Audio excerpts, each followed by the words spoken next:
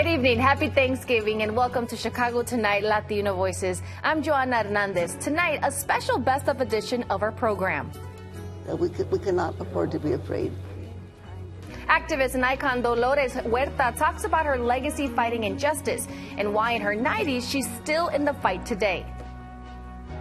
Exploring the pride and pressure that comes with being a first-generation Latino American. Meet Chicago's TikTok restaurant reviewer who is bringing attention to local small businesses. They don't know about it. How do they know that they'd love it? I didn't know. And a local biochemistry professor wants to get more Latinos in laboratories. After the break, we revisit our conversation from earlier this year on Ash Wednesday with legendary labor organizer Dolores Huerta. Chicago Tonight, Latino Voices, is made possible in part by the support of these donors.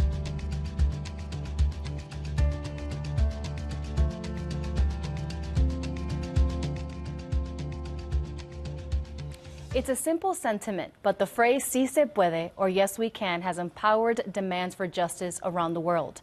Ever since the United Farm Workers of America adopted it as its motto in 1972. The woman behind those words is Dolores Huerta. She's one of the most influential labor activists in America and a leader of the Chicano civil rights movement. It is an honor to have Dolores Huerta here with us today. Thank you for joining us today. No, thank you for having me. Now, I want to start off, Dolores, you have been through so much in your life. At this point in your life, what does the slogan "Si se puede" mean to you? Well, it means activism. It means that people can have the power to change things in their lives, change things politically. And it means that every person should feel their own power and know that they can make a difference. And that's very important to you, for people to feel their own power. How come? Well, because there's so many things that we need to make better in our society, especially now that our democracy is at risk. And so it's so important for people to know that it's important for them to vote, to get involved and get engaged civically, and to make sure that they know what's happening on around them, to be informed, what laws are being what laws are being considered at the state level and at the national level, and that they need to contact their representatives, their congressmen, their commissioners, all the people around them that govern us. It's important that we have a voice. It's very true. Now, you fought against police brutality your whole life, and you yourself beaten by police in 1988. Do you believe the murder of George Floyd and other movements since then have sparked something different in our nation? Oh, absolutely. We know that this has been going on for a long time. And it was kind of like, you might say, undercover. People didn't know what was going on. But the murder of George Floyd really brought this to the attention of the whole world, as we know. How is it for you to see the youth speaking out and organizing? It seems like there's a new movement. Yes, but we still have a lot of our youth that need to vote. Unfortunately, I think we have a lot of our young people that they love to protest and they love to march. They don't realize that voting is the only way that we can change things. Voting is the first step, and then, of course, keeping in touch with the people that you elect is the second step. You know, making sure that we do that advocacy so that we can hold the people accountable. And many people know you as a labor organizer, but you've been part of many movements, the women's rights movements, racial injustice to LGBTQ rights. How come? Well, because everybody needs to be respected, you know, regardless of who they are. And I know we have a lot of Latinos listening to your program and watching your program. And I always like to use the words of Benito Juarez that said, "El respeto al derecho ajeno es la paz." Respecting other people's rights is peace. You know, however you feel about women's rights, reproductive rights, however you feel about gay rights, you know that we have to respect other people for who they are. And talking about that, what advice do you give to someone who wants to speak out about something, injustice in their community, but are afraid to do so? What do you tell them? Well, we can't be afraid. We have so many challenges right now in our society that everybody has got to be engaged, involved, and yes, we have to use our voices. We cannot afford to be afraid. There's so many things that we need to make better, and the only way that they can be made better is by our involvement and our engagement. That's amazing. And you're 92 years old, and you're still at it. What drives you? Well, again, I'm making things up, making a better life for everyone, and doing that through the civic engagement, through voting. When you're out and about, do you see that some people are nervous to vote because of certain circumstances? Is that one of the things that you tell them? You have to vote. Well, I think people don't vote because they don't think it's important. They don't realize that the people that we elect are the people that are going to make laws that we have to live by, laws that are going to govern our lives and our families. And once they understand it, then they'll get out there and vote. Are your children proud of you, your adult children? Yes, they are. In spite of the fact that often I had to leave them, you know, when I was doing my in civil rights work. But all of my kids have grown out to be really, really good people, and they are also very engaged. Can you share a memory that stays with you, a memory that you've had throughout your life that you keep close to your heart? Well, I have a lot of great memories, and one of them is with President Obama here when he gave me the Medal of Freedom, and that was in the White House. But I know that he was a state senator here first in Illinois before he became the President of the United States of America. How do you want people to remember you? I hope they remember me as an organizer and as someone that's getting out there and saying to people, you've got to get involved, you've got to get engaged, you've got to vote. That is the number one thing. If we want to keep our democracy, if we want to make changes, it starts with voting. Well, thank you so much for joining us tonight. It was such an honor. Thank you very much, and thank you for having me. Again, that was Dolores Huerta here in our studio earlier this year. After the break, a look back at the conversation I had this summer with some first-generation Chicago Latinos about the challenges and opportunities they face. Stay with us.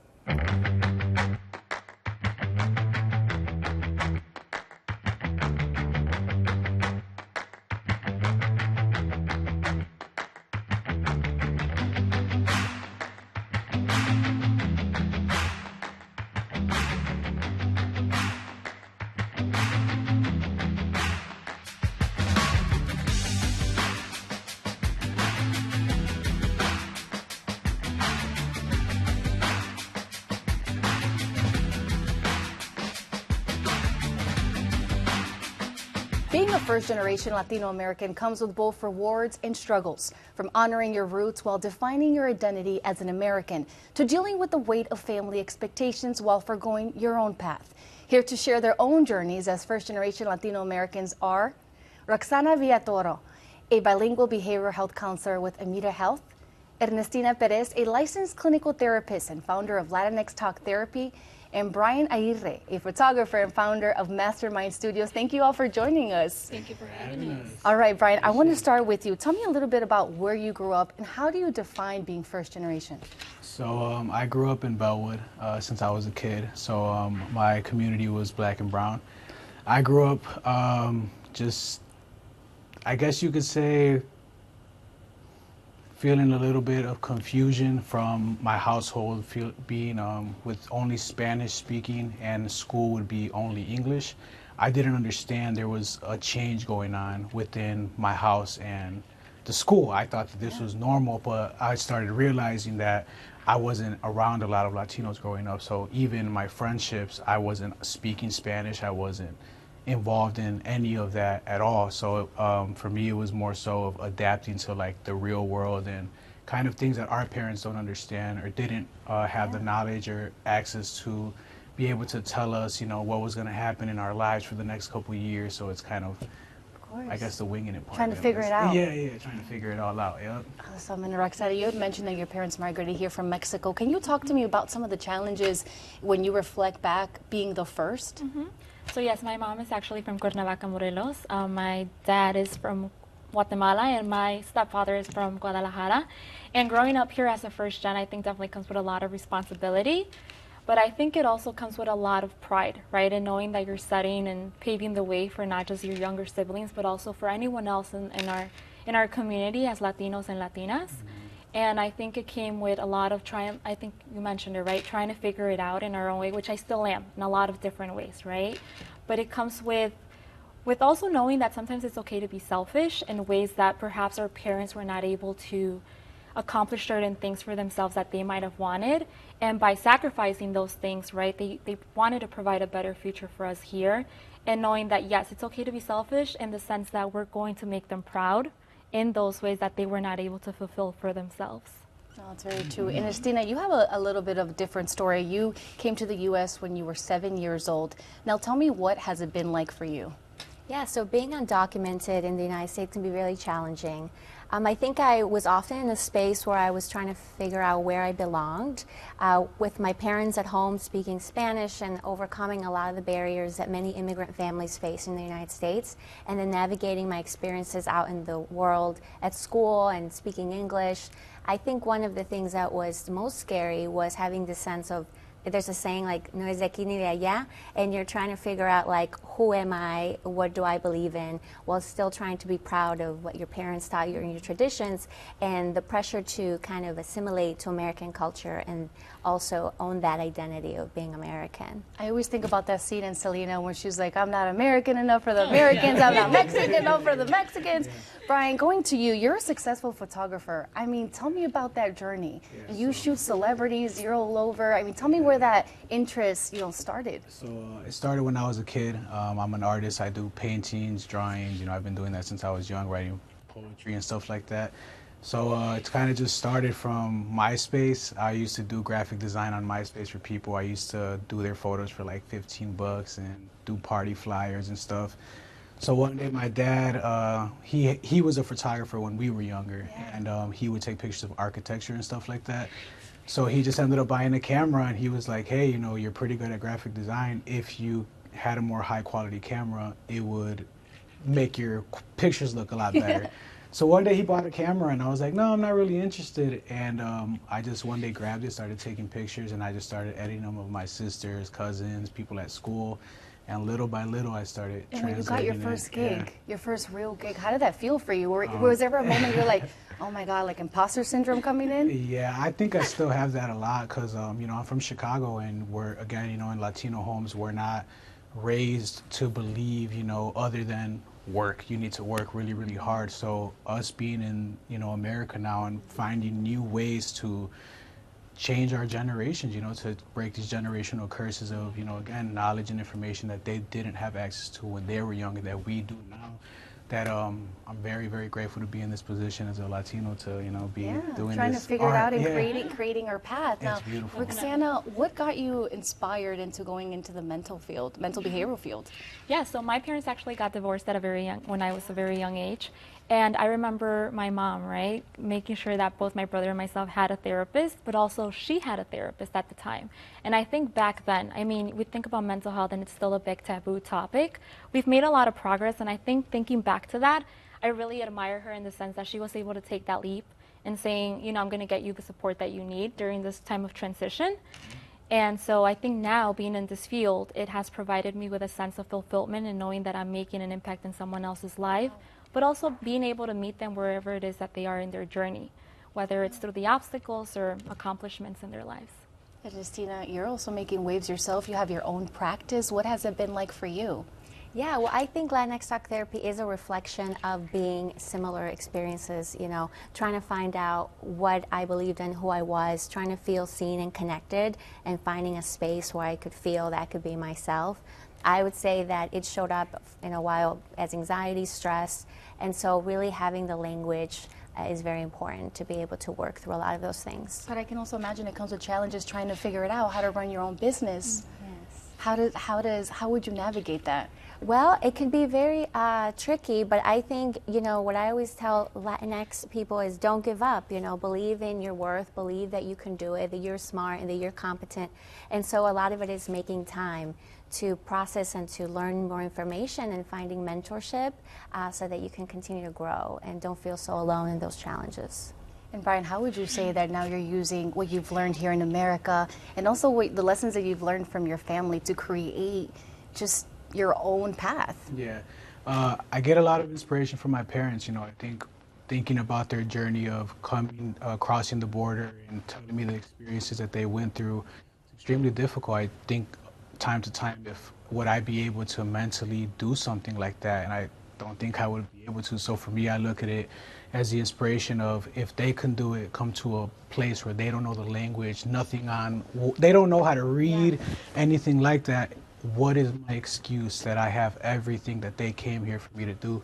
Yeah. So it kind of pushes me and it motivates me that their resilience and, eagerness for us to have a better future. Que sí se puede. Now we only have a couple seconds, but what's one word to describe yourself and your journey? Roxana? Resiliency. I say vulnerability. Well, thank you so much, guys. Thank you, Roxana. Thank you, Ernestina. And thank you, Bryant. And we're back with more right after this.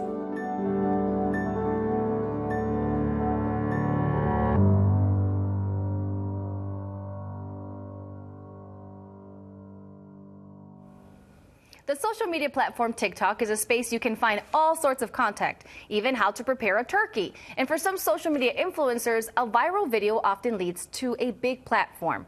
We recently spoke with the digital creator who goes by the name Chris Dolo, and he's been able to make his mark by reviewing food. We met him at Hangry's, a restaurant in the Belmont-Cragen neighborhood. Take a look. What made you want to come into this restaurant or even start doing videos? So I've always had the idea, always wanted to vlog me, going to different restaurants, trying out different cultures, foods. So when I already had the platform, I was already on TikTok. I think I already had around 100,000 followers at the time. I was driving down Fullerton and we happened to stop at Hangry's. I was, for some reason, sitting in the car for a second, just gathering myself, and my girlfriend was like, "Why don't you record your first video here with the food review?" So that's what we did. We came in, we looked at what we liked on the menu, and what I got was a Philly cheesesteak with some cheese fries, and what you have in your hand is a horchata slushy. And with that combo, I guess that's what caught everybody's eye. The next day I wake up, it had like over 100,000 views. And you've been doing this for a while now. I'm going on 3 years now. Going on 3 years. Yeah. And going back to that first video that you did here, how has that been for you, reflecting back, going back and thinking about it? It's like doing something unself-consciously, like just doing it and not knowing what the outcome is gonna be. Because I was just doing it for fun, and now I've made a whole complete 180 on my life, and it's now my career. And Chris Dolo joins us now. Thank you for being here, Chris.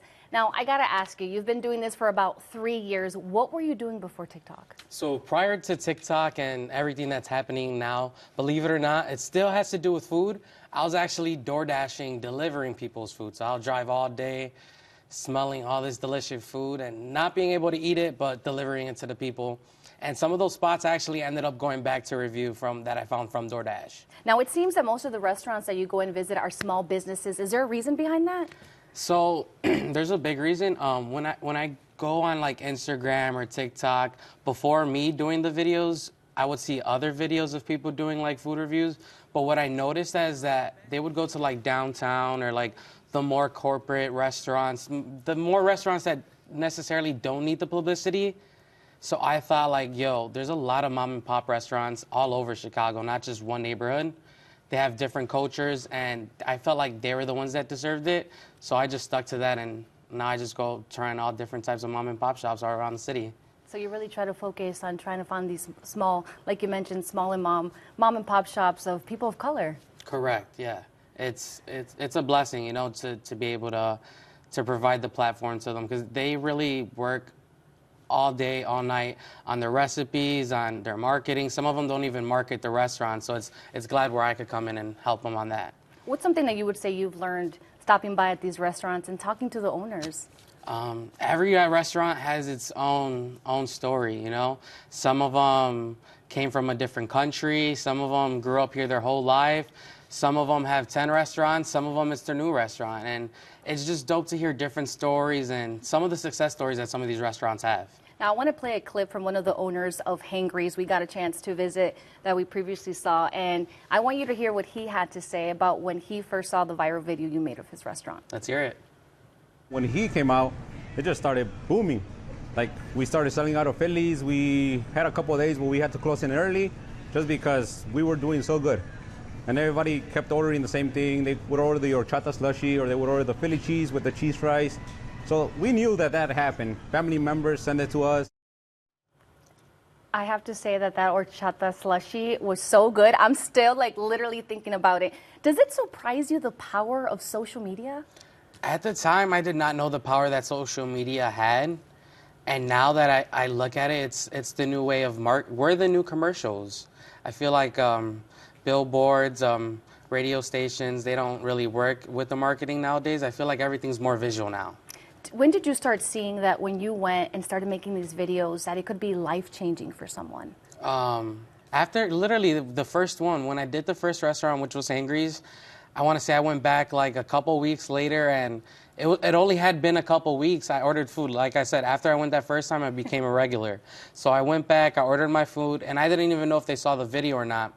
And when I get home, my bag felt heavier, and they had wrote me a thank you letter, like thanking me for the video and how I blew up the restaurant up on social media. So I feel like that was when I knew. I only have time for one other question, but I do want to ask, you know, this career that you have now on social media has led you to have sponsorship. You have mentioned that, and now you have opened your own marketing, AO Chicago. Tell me a little bit about that. Yeah, so doing the social media and like the food reviews for over like 2 years, I noticed that when I would go to these restaurants, not a lot of them had social medias, or they did, or they just didn't utilize it. So I thought, what can I do to utilize this? And I thought, I've been doing this for 2 years. I know what works, what doesn't. So I started a company where we take restaurants and we grow their social media presence on TikTok, Instagram, Facebook, creating content in the new way that content's being created. Well, thank you, Chris, for joining us. Our thanks to Chris Dolo. Coverage of science and technology on Chicago Tonight is made possible in part by Joel M. Friedman, president of the Alvin H. Bond Family Fund. It's never too late to chase your dreams. Just ask University of Chicago biochemistry professor Juan Mendoza, who says he hit a few bumps on his path to a career in science. But he says mentorship became the catalyst for his success, and now he's looking for ways to bring more Latinos into the lab. Producer Erica Gunderson has a story. The work that we do in the lab, I'm very interested in how things interact at the molecular level. In his lab at the Pritzker School of Molecular Engineering, professor, protein engineer, and computational biologist Juan Mendoza researches the immune system to engineer cancer treatments. It's work he came to a little later in life, and it's in a field he says his immigrant parents couldn't have imagined for their son as they raised him in California. I never knew science could be a career because my parents were from a small farming town, don't speak English. It was just not a pathway that we even thought was possible. Mendoza started out studying biochemistry at San Francisco State University, but pivoted to a career in IT before finishing his degree. After the post-9/11 recession, Mendoza returned to pursuing a career in science, where he says support via mentorship and salaried fellowships allowed him to reach his potential. I remember working as a kid up through college, so the focus on my academics wasn't always there, so I wasn't the strongest student. And after coming back to finish my bachelor's degree, I got introduced to these fellowship programs that allowed me to do research, and it paid me a salary so I could focus on my research and studies, and that made the world of difference. All of a sudden, I was applying to graduate schools, went to one of the top graduate programs in Dallas, Texas. Mendoza joined the faculty at the University of Chicago in 2018. This year, Mendoza was named a Freeman Hrabowski Scholar by the Howard Hughes Medical Institute, which funds efforts to bring more scientists from diverse backgrounds into scientific institutions. Mendoza says he got right to work on recruiting. I actually put out an advertisement on Facebook at these local neighborhood groups and said, hey, I'm open to hiring people from the community that would be interested in STEM. Little Village native and University of Illinois Urbana-Champaign graduate Isabella Castillo has been working in his lab for the last year. I've been able to work one-on-one with Dr. Juan Mendoza and various graduate students on their research projects related to protein function and protein engineering. My plan is to pursue a career in medicine, and initially my first job out of college was in a clinical healthcare setting, and after being offered the position here as the research technician, I thought I was going to have to choose between the two, but my boss, Dr. Juan Mendoza, was really understanding and supportive of my plan to gain both clinical and research experience during my gap years. I'd never before experienced having someone who comes from the same background as I do, like, guide me professionally. And I think he really has taught me, like, the sky is the limit. Mendoza says every institution should look for ways to connect with aspiring scientists like Castillo. We have to always be out there and just let them know that it's a possibility. Or, if they don't know about it, how do they know that they'd love it? I didn't know. And ever since getting my first chances and working in a lab, I've just been in love with the work I do. For Chicago Tonight, Latino Voices, this is Erica Gunderson. And you can find more about this and all our stories on our website. And that's our show for this Thanksgiving evening. And if your family is anything like mine, you put in lots of time in the kitchen. I'll be taking on the turkey this year. So don't forget to take a moment to smell the food and enjoy each other's company. Be sure to check out our website, WTTW.com/news, for this very latest from WTTW News. And join us tomorrow night at 5:30 and 7 for a special edition of the Weekend Review. Paris Schutz has an exclusive one-on-one conversation with the U.S. Ambassador to Japan, former Chicago Mayor Rahm Emanuel. And from all of us here at Chicago Tonight, Latino Voices, I'm Joanna Hernandez. Happy Thanksgiving. Stay healthy, stay safe. Buenas noches.